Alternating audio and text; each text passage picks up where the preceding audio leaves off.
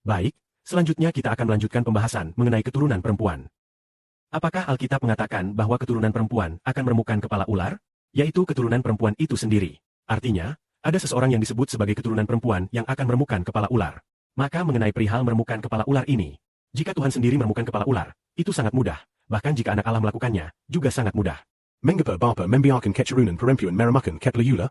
Hanya bisa dikatakan bahwa Bapa ingin memberikan kerajaannya. Karena Bapa terutama ingin menganugerahkan kerajaan kepada bayi ini. Sebab sebenarnya kerajaan itu milik iblis.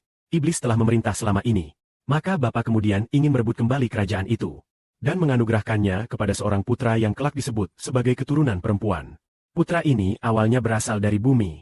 Bukan berasal dari surga. Dia memang berasal dari bumi. Seperti yang tertulis dalam Mazmur, apakah manusia sehingga engkau mengingatnya? Apakah anak manusia sehingga engkau mengindahkannya? Engkau mengingat dia. Engkau mengunjungi dia. Anak manusia ini bukanlah Tuhan Yesus. Melainkan manusia yang berasal dari bumi. Anak Allah sejak semula sudah diperhatikan oleh Bapa. Jadi tidak mungkin dikatakan apakah manusia sehingga engkau mengingatnya? Engkau mengunjungi dia. Apakah manusia sehingga engkau mengingatnya? Engkau mengindahkannya. Sebab anak Allah sejak semula sudah diingat oleh Bapa Surgawi. Jadi orang yang dimaksud di sini adalah saudara rohani. Yang kelak menjadi putra Bapa Surgawi. Yaitu Israel rohani. Karena alasan inilah. Mungkin ada saudara yang bertanya. Beberapa saudara dan saudari mungkin bertanya. Mengapa ia disebut Israel rohani? Saudara Siprus? Namun bagaimana mungkin bayi ini juga menjadi saudara Siprus? Dulu kita pun tidak mengerti. Ternyata ada suatu rahasia di sini. Allah memberikan banyak mahkota kepada satu orang. Seperti yang tertulis dalam Wahyu pasal 19, ia yang menunggang kuda putih. Memakai banyak mahkota. Banyak mahkota berarti banyak mahkota kerajaan diberikan kepadanya. Mengapa ia memiliki banyak mahkota? Karena ia menerima banyak nama. Banyak nama diberikan kepadanya. Seperti yang tertulis dalam kitab Wahyu. Demikian pula dalam kitab Nabi Yesaya dikatakan. Bahwa orang ini memiliki banyak nama. Misalnya, namanya disebut penasihat ajaib. Artinya, ucapannya sangat baik, pandai berbicara, mampu memberi nasihat, meneguhkan orang supaya memperoleh hidup yang kekal. Karena itulah ia disebut penasihat ajaib. Saudara Siprus juga disebut Wen Sheng. Sheng di sini berarti kudus, seperti dalam Alkitab yang kudus. Artinya ucapannya sangat baik. Ia juga disebut Allah yang Maha Kuasa. Bapa yang kekal, Raja Damai. Ini berarti, bayi ini. Hey, bagaimana mungkin ia adalah Allah? Bukankah Allah duduk di tahta ilahi? Namun sebenarnya ia bukanlah Allah itu sendiri. Allah adalah Yehuwa. Apakah Yehuwa menjadi seorang bayi?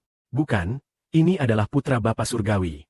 Bapa Surgawi memberikan nama Allah kepada putra ini. Ia juga disebut Bapa yang kekal. Bagaimana mungkin bayi ini menjadi Bapa? Bagaimana mungkin seorang bayi menjadi Bapa? Biasanya hanya orang dewasa yang bisa menjadi Bapa. Namun bayi ini disebut Bapa yang kekal. Artinya, seluruh umat manusia di bumi adalah anak-anaknya. Awalnya, saudara Siprus akan menjadi bapa bagi anak-anak di bumi. Ia juga disebut Raja Damai. Raja Damai juga disebut Raja segala Raja, Tuhan segala Tuan. Tuhan memberikan namanya kepada bayi ini. Allah yang Maha Kuasa memberikan namanya kepada bayi ini. Bayi ini awalnya disebut Israel. Kemudian dalam beberapa tahun kehidupannya, ia berhasil menang. Seperti yang sering dinubuatkan dalam Alkitab, ia telah menang. Dan akan menang lagi. Artinya, dalam berbagai macam peperangan dan situasi, ia selalu menang. Karena itulah ia menerima banyak mahkota. Bahkan nama karunia. Nama Tuhan Allah Bapa, nama Tuhan Allah diberikan kepadanya.